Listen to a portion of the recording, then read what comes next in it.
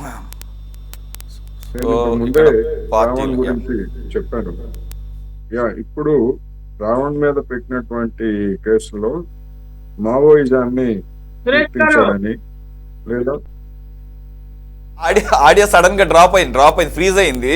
అందుకని కోటేశ్వర గారు view point తీసుకున్నా. కోటేశ్వర గారు మాట్లాడిన తర్వాత మళ్ళీ మీకు ఇస్తాను. Please wait. Okay okay. Yeah ఇప్పుడు మావోయిజాన్ని కీర్తించాడని లేదా మావోయిస్టు హిడ్మాని పొగిడారని ఇట్లాంటి కేసులు, ఇట్లాంటి ఆరోపణలు కూడా అతని మీద పెట్టినట్టుగా మీడియాలో చూశాను నేను.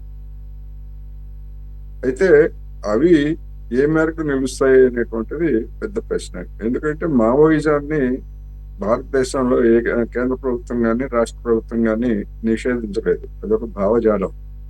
మావోయిస్టు పార్టీని నిషేధించారు లేదా మరికొన్ని సంస్థలను నిషేధించారు తప్ప మావోయిజాన్ని, కమ్యూనిజాన్ని లేదా సోషలిజాన్ని ఇట్లాంటి వాటిని చేయలేదు. మనం గనక గత చరిత్రకి కనుక వెళ్ళేట్లయితే ఎన్టీ రామారావు గారు పార్టీ పెట్టినటువంటి ప్రారంభంలో నక్సలైట్లే అసలైనటువంటి దేశభక్తులు అని ఆ రోజు చెప్పినటువంటి అంశం అందరికీ తెలుసు. కానీ అప్పుడు నక్సలైట్లు పోయినందుకు ఎన్టీ రామారావు మీద ఇట్లాంటి కేసులు కానీ లేకపోతే అలాంటి ఏం లేదు. ఒక రాజకీయ పరమైనటువంటి అంశంగానే చూశారు తప్ప పార్టీలు కానీ ప్రభుత్వాలు కానీ ఈ విధంగా పెట్టలేదు. అందుకని అనేక సందర్భాల్లో ఇటువంటి నక్సలైట్లు వాళ్ళ మీద ఎన్కౌంటర్స్ లేకపోతే వాళ్ళ అరెస్ట్లు ఇట్లాంటి సందర్భాల్లో నేను కూడా చెప్పాను, మావోయిజం అనేటువంటిది అది ఒక ఆలోచన విధానం. ఆ ఆలోచన విధానం చైనా పరిస్థితుల్లో కమ్యూనిజాన్ని, సోషలిజాన్ని ఏ విధంగా తీసుకురావాలి అనేటువంటి దానిలో మావో చెప్పినటువంటి అంశాలు అందులో ఉంటాయి. అందుకని అది వేరు.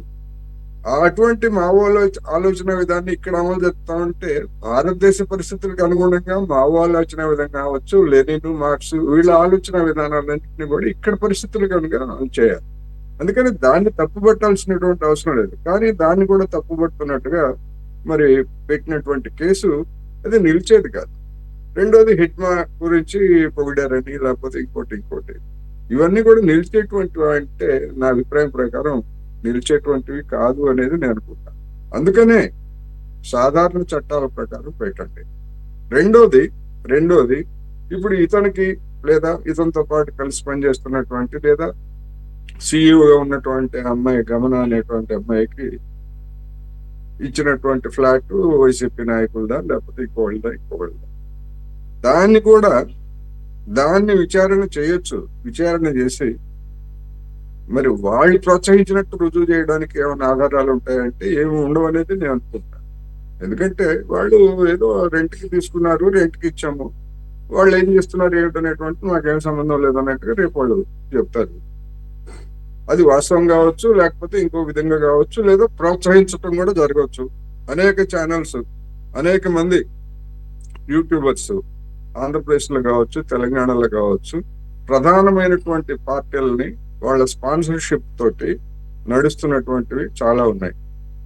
వాళ్ళు సొంతంగా నడిచేట్లయితే అవి సస్టైన్ కావు. అసలు ఖచ్చితంగా ఫండింగ్ వేరే ఒక పార్టీ నుంచో ఏదో ఒక పేరుతోటో ఇంకొక ఖాతా నుంచి వచ్చేటువంటివి. అందుకని ఇవన్నీ కూడా అందరికీ తెలిసినటువంటి సత్యాలు. ఇటువంటి వాటితో ఏం చేస్తారు, ఏమి నిరూపిస్తారు? ప్రచారం కోసం కొన్ని వార్తలు రాసుకోవచ్చు, లేదా కొన్ని డిస్కషన్స్ చేయొచ్చు తప్ప ఇవైతే నిలుస్తాయా ఇట్లాంటి ఆరోపణలు ప్రశ్న రావణ్ మీద అనేటువంటిది నాకుండే అభిప్రాయం నాకుంది. అందుకని కేసులు పెట్టండి, కానీ ఇలాంటి దుర్మార్గమైనటువంటి ఉపా చట్టాలు మాత్రం పెట్టద్దు అనేది నేను ఈ సందర్భంగా మరోసారి చెప్పలేదు. రైట్. విజయకరణ్ గారు.